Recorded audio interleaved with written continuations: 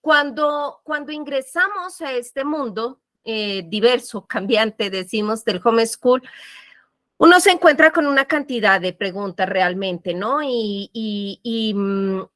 Pues tomar la decisión no es fácil. Nosotros les contamos que tanto Gerardo como yo somos educadores en profesión. O sea, nuestro título profesional dice que somos pedagogos.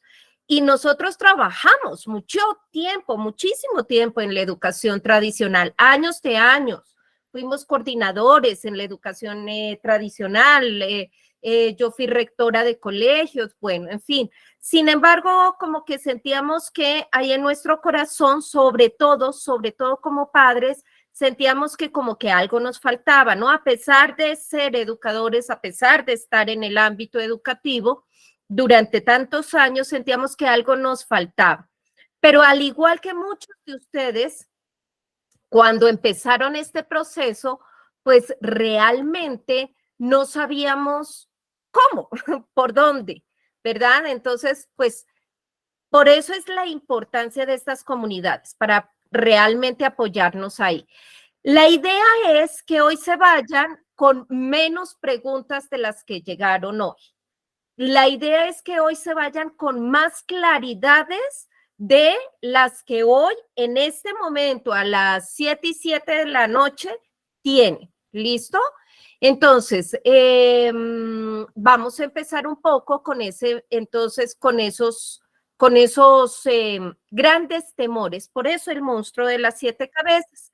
Y dice aquí, digamos, en esta pequeñita historia, que creo que es la historia de cada uno de nosotros, una familia le pidió a su hada madrina le concediera un deseo, tan solo uno, que sus hijos siempre estuvieran rodeados de amor, buenos momentos, apoyo, los mejores consejos y ante todo, la mejor educación.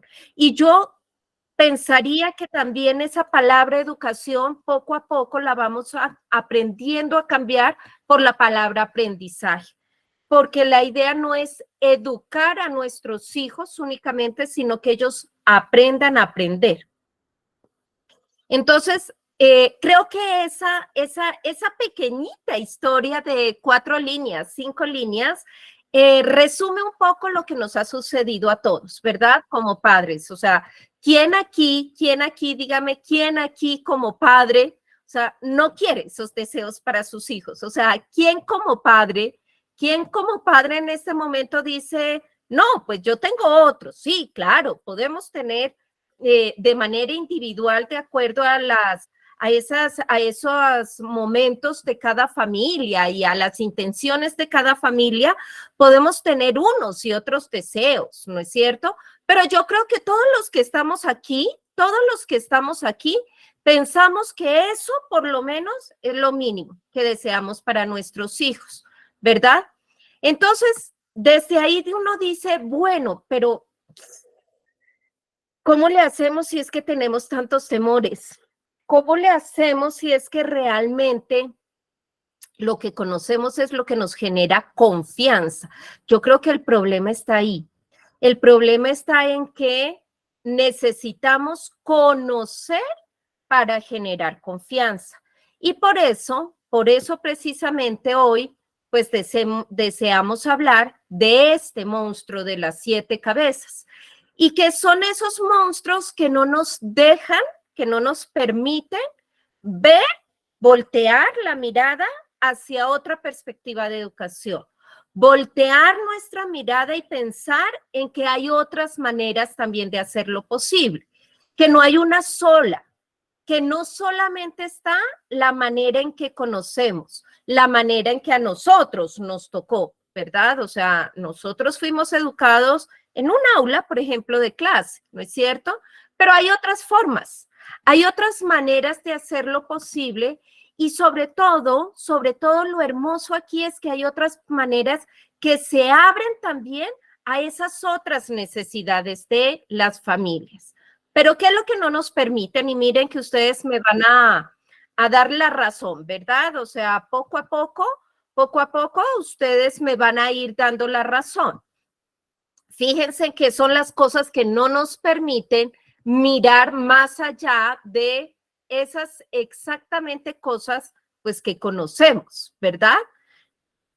La primera es, ¿qué va a decir mi entorno?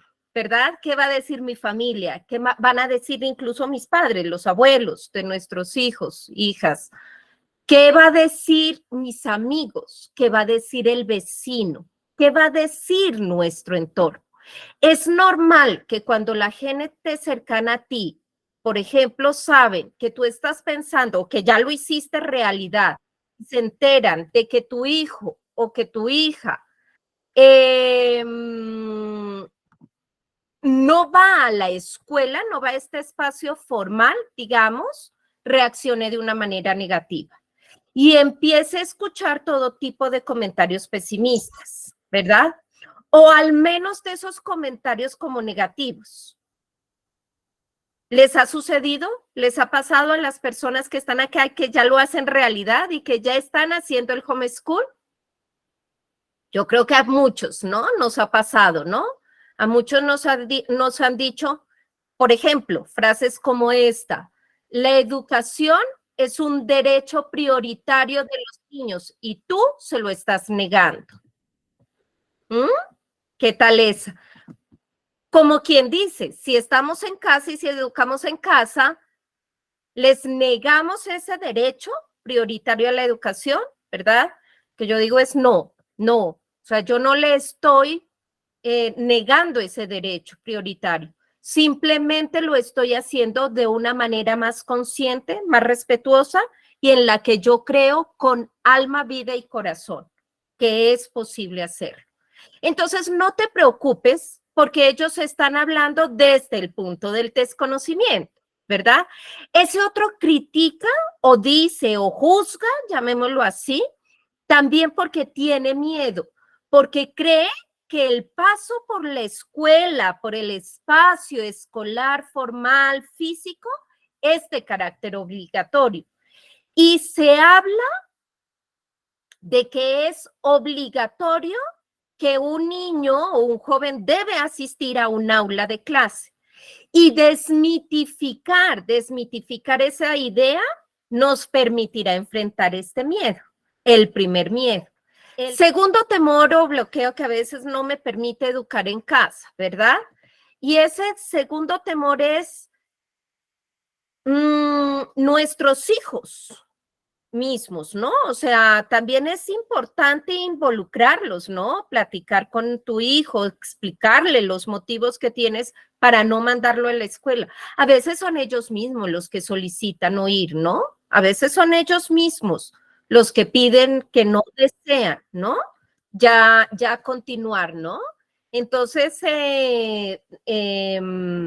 pues siempre en consonancia con nuestros hijos, con lo que ellos desean y también en consonancia con nuestra pareja, ¿no? Importantísimo, ¿no? O sea, sobre todo, ¿saben por qué? Porque pueden haber comentarios malintencionados también, ni siquiera malintencionados, diría yo, imprudentes. A veces es simplemente imprudentes, ¿verdad? Entonces, pero no vas a la escuela. Entonces, ¿cómo aprendes? Entonces tú no te educas, ¿verdad? Porque si no vas a la escuela, ¿cómo te educas? ¿Sí? Entonces, pueden generar confusión en los niños. Por eso es tan importante, que ellos también tengan esa claridad. ¿Listo? Siguiente, ¿por dónde empezar? ¿Verdad? Y a veces se hacen la pregunta, bueno, pero pues no soy maestra, yo no soy pedagoga, ¿verdad? O sea, bueno, yo sí, digamos, ¿verdad? Pero estoy poniendo el contexto general, ¿no? O sea, no soy maestra ni pedagoga, entonces, ¿cómo pretendo enseñarle a mi hijo o a mi hija? Romper ese paradigma y enfocarnos en que desarrollen son habilidades para la vida, ¿no es cierto? Entonces, es darles más bien, cuando yo pienso en que, listo, ¿y cómo le enseño a mi hijo o a mi hija? Es más bien nutrir de un contexto tan rico, que tenga una cantidad de posibilidades de aprendizaje. Por eso siempre insistimos con nuestros padres en que la educación en casa no se hace a puerta cerrada. La educación en casa se hace a puerta abierta, porque necesitamos permanentemente estarles ofreciendo todo ese contexto que necesitan para aprender. Todo ese contexto en el cual explorar, todo ese contexto en el cual experimentar, todo ese contexto en el cual también sumergirme a veces incluso en el error, porque desde ese error también van a aprender. ¿Listo? Y al sumergirme en ese contexto que tengo, cuando yo nutro, cuando yo enriquezco ese contexto, y de eso puntualmente vamos a hablar mañana. Mañana vamos a hablar puntualmente de cómo enriquecer ese contexto. En el ABC del homeschool vamos a hablar mañana, pero por ahora váyanse con la idea de lo que interesa no es el conocimiento y los conceptos. Lo que interesa es cómo nutro en un ambiente de aprendizaje, cómo lo hago tan rico que posibilite en el día a día ese aprendizaje y esa exploración, ¿ok? Entonces, no se preocupen porque no son profesores, no se preocupen porque no somos maestros, porque educadores somos. Como padres somos educadores, pero es que yo no soy profesor de español, yo no soy profesor de matemáticas o yo no soy profesor de ciencias. No lo requieres, no lo necesitas ser. ¿Ok? Listo. Otra de esas inquietudes y de esas dudas, pues también gigantescos, y aquí Gerardo va a hablarles un poco de ese tema. Y es la socialización, ¿listo? Entonces, o sea, yo creo que es el gran mito que tiene la educación en casa. O sea, yo creo que en este espacio, en este escenario en el que nos encontramos virtual, no nos conocemos los unos a los otros, ¿sí?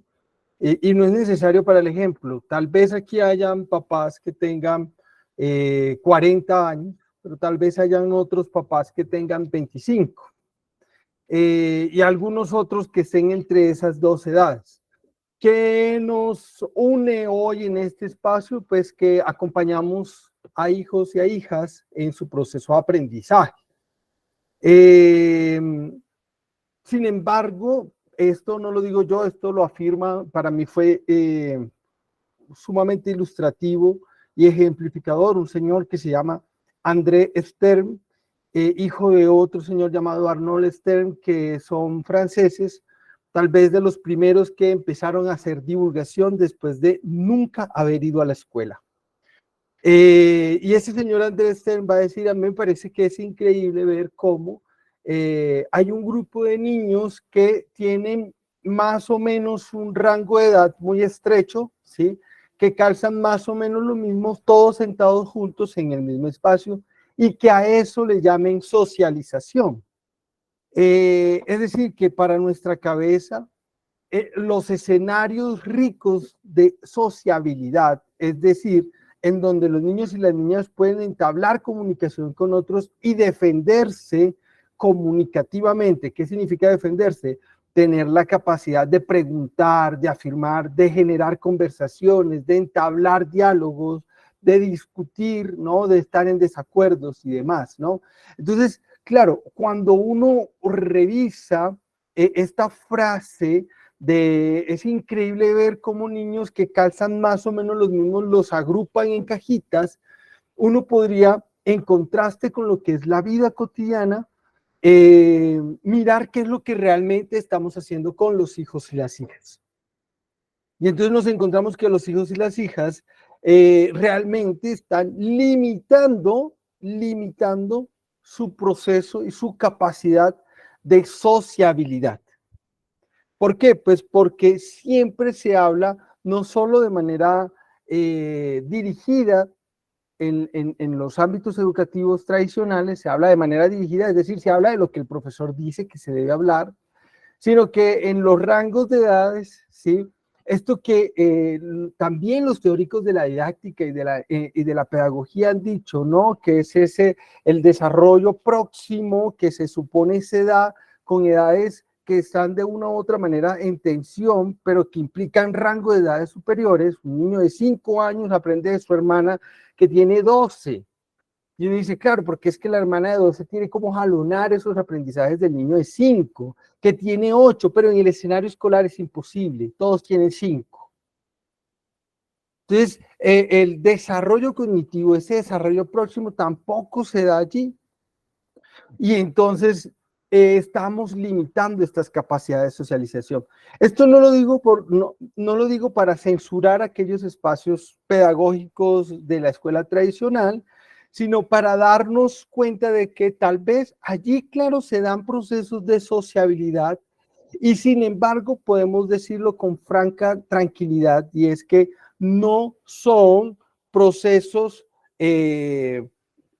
únicos y exclusivos de sociabilidad. Que creo que es importante pues ahí tenerlo en cuenta. Listo. En estos 15 minuticos entonces veamos pues estos últimos dos, digamos, tipos de temores y este monstruo de las 7 cabezas que nos faltaría. Uno sería la paciencia, ¿verdad? Y claro, sí, sin duda la paciencia deberá ser fundamental con esta forma de vida, porque educar en casa va más allá de un método, ¿verdad? Fíjense que cuando ustedes van y buscan colegio les hablan del método, ¿sí o no? O sea, si yo voy a una charla de colegio, esa charla introductoria del colegio me hablan del método, pero educar en casa va más allá, muchísimo más allá del método de enseñanza-aprendizaje. Es un estilo de vida que las familias adoptan y hay días difíciles como en todo. Claro que sí los hay. Cuando se sientan frustrados, cuando crean que no van a lograrlo por falta de esa paciencia, siempre recomendamos que piensen en el objetivo que los llevó a tomar la decisión de educar en casa. No se exijan demasiado. El tener muchas cosas que hacer en un solo día, por ejemplo, puede llegar a ser abrumador, ¿no? Entonces sí, se puede perder más fácil la paciencia. Antes de gritar, antes de enojarte con tu hijo, con tu hija, piensa que con tus gritos o con tu mal humor no van a cambiar las cosas. Pero sobre todo reflexiona sobre qué es lo que te molesta tanto, qué es lo que te está incomodando, qué es lo que te genera ruido. Y al encontrar la pregunta, la respuesta a esa pregunta, te ayudará a aceptar la situación tal y como es. Si un niño, por ejemplo, un niño grita, no es un adulto en miniatura, ¿verdad? Es un niño, ¿verdad? Entonces piensa primero qué es lo que te está molestando a ti como adulto de esa situación. Y cuando encuentres la respuesta, va a ayudar muchísimo, ¿no? Dicen por ahí los expertos que la paciencia se cultiva y que su objetivo final es lo suficientemente fuerte para ti, ¿no? Aquí entra un punto también súper importante de la educación en casa, y es que cuando educamos en casa, lo hacemos pensando en tener un tipo de crianza, llamémoslo así, de crianza consciente y respetuosa, ¿sí? Entonces, siempre pregúntense también ustedes qué realidad emocional hay detrás de cada comportamiento mal de sus hijos. Algo deben querer decir con su mal comportamiento, por ejemplo, ¿sí?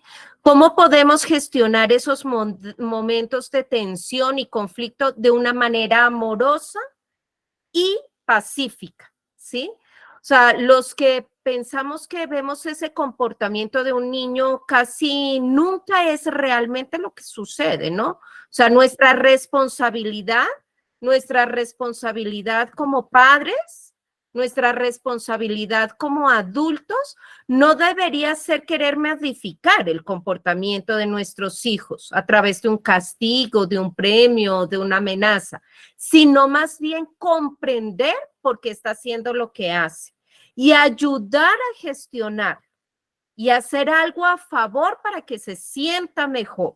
Entonces, siempre escuchen muchísimo, ¿sí? Cuando no podemos controlar nuestras propias emociones, nos convertimos en controladores de las emociones de los niños, ¿sí? Pensamos que tenemos derecho a controlar a los niños, supuestamente, y lo decimos así, por su propio bien.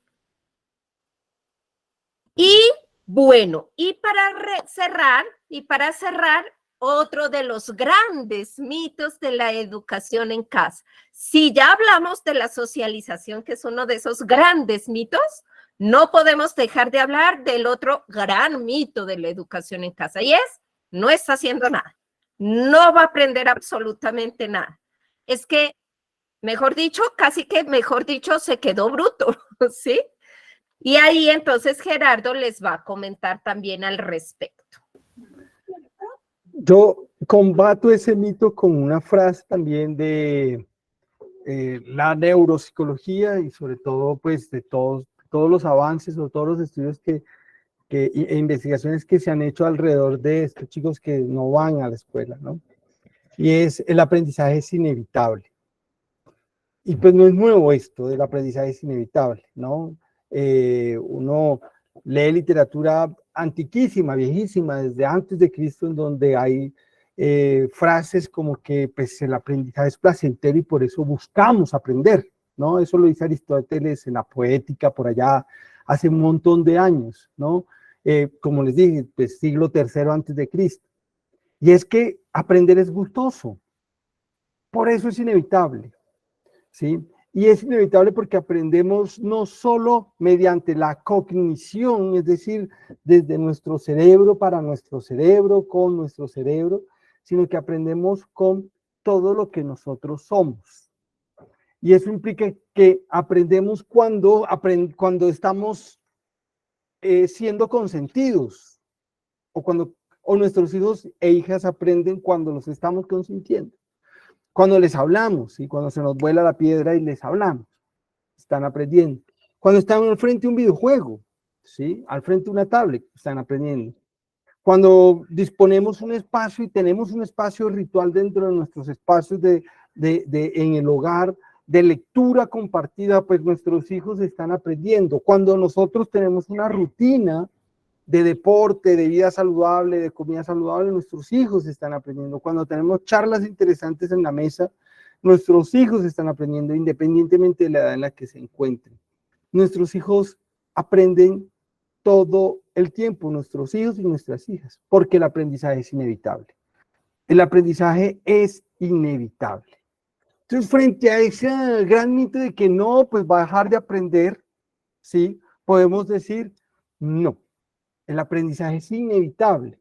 Lo que sucede es que la responsabilidad de aprender ya no es una cuestión única y exclusiva de la institución. Nunca lo ha sido. Pero pues nosotros como docentes hemos visto o vimos durante muchísimos años que los hijos eran simplemente abandonados en la escuela, ¿no? Para que aprendieran porque allá era el lugar. Pues que mi hijo no lee. No, creo que todos hemos pasado por ahí, o como hijos o como padres, pues es que mi hijo no lee. No, pues no lee porque pues no hay un escenario donde pueda aprender que la lectura es una cosa apasionante, ¿no? Es que uno puede enseñar la pasión por la lectura, pues sí, porque es que el aprendizaje es inevitable. Nuestros hijos están aprendiendo otra serie de acciones y demás, otra serie de gustos, y depende de todo el entorno que les rodea, lo que quiere decir que no está haciendo nada cuando todos estamos comprometidos con los procesos de aprendizaje de nuestros hijos y nuestras hijas, es un gran mito. Entonces, le hacemos una X a ese gran mito y decimos, no, nuestros hijos están aprendiendo todo el tiempo. Bueno, el día de hoy les llegó este material, ¿verdad? Por la comunidad. Les llegó 2 materiales. Uno, el primer material, que era esta 4 claves para empoderarte de la educación de tus hijos, el ABC para empezar el homeschool, ¿verdad? Para empezar la educación en casa. ¿Ok? Entonces, bueno, aquí pues digamos que este material, digamos que les da el soporte y el piso y el cierre de lo que ocurrió hoy, que es este tema general, ¿listo? El tema general de estos temores que tengo cuando voy a empezar a hacer, pues, a pensar en educar en casa, recién a pensar en educar en casa. Entonces, digamos que, bueno, razones por las cuales quiero, esos miedos y certezas, ¿verdad? O sea, de llenarse de certezas. Digamos, material accedieron de 2 maneras. Si se inscribieron, digamos, por la página web, pues lo recibieron al diligenciar sus contactos, sus datos, ¿verdad? Ese es el primer material que recibieron hoy, digamos, para también las personas que probablemente no lo recibieron por ahí por la página web, porque no llegaron por la página web al reto, sino por otro lugar, pues que lo tuvieran, ¿listo? Pero digamos que sí es nuevo, lo recibieron también el día de hoy por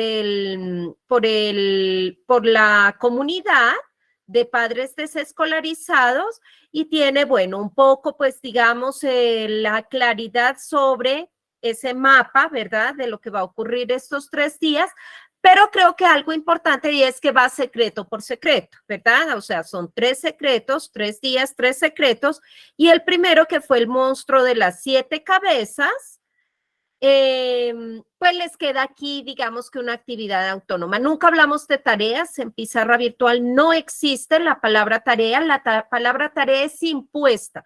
Fíjense que ustedes tienen la tarea cuando es impuesta, ¿verdad? O sea, me impusieron la tarea, ¿verdad? Me impusieron hacer 10 sumas y 10 restas, por ejemplo, ¿verdad? Son actividades autónomas. Cuando yo tengo la autonomía suficiente sobre mí mismo, puedo tomar la decisión si eso me conviene o no me conviene, si lo deseo o no lo deseo, si me sirve o no me sirve, si me aporta o no me aporta. Y de eso vamos a hablar el tercer día, de la autonomía y de la autogestión, ¿verdad? Pero para aquellos que autónomamente, como trabajo autónomo, aquí está la primera actividad. ¿Listo? Autónoma. Que se trataría de tomar 2 monstruos, los 2 monstruos que ustedes, mejor dicho, dicen, mire, para mí estos son mis monstruos, realmente. Hacer conciencia sobre esos monstruos y empezar a romper esos patrones y esos paradigmas. ¿Listo? Para romper esos patrones y paradigmas deben darle solución. Pero la solución no es externa, la solución tiene que partir de mí, ¿sí? Entonces, nosotros lo que pusimos sobre la mesa el día de hoy fueron esos 7 monstruos, ¿ok?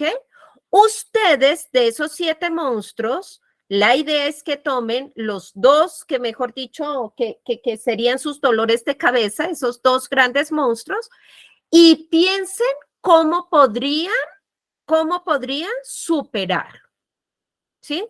¿Cómo podrían matar ese monstruo? ¿Listo?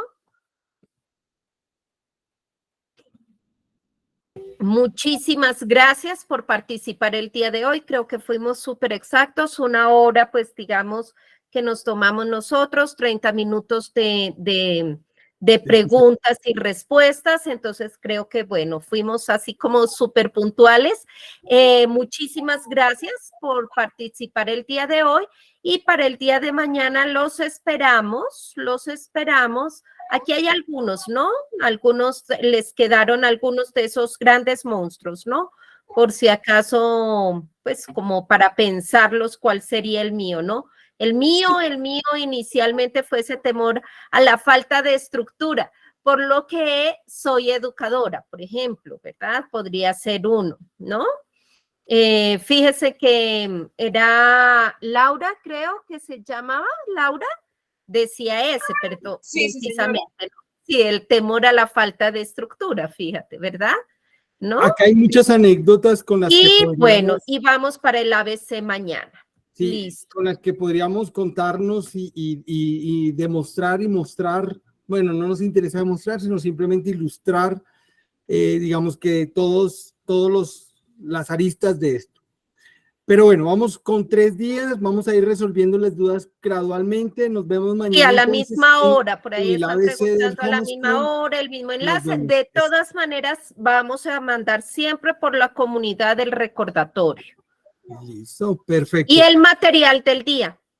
Exactamente. Ahora sí, bienvenidos también los que deseen quedarse. Podemos decir que nuestra sesión ha terminado. Vamos a continuar resolviendo estas inquietudes particulares sin embargo, todos pueden quedarse a escuchar los que deseen, si no hay ningún problema.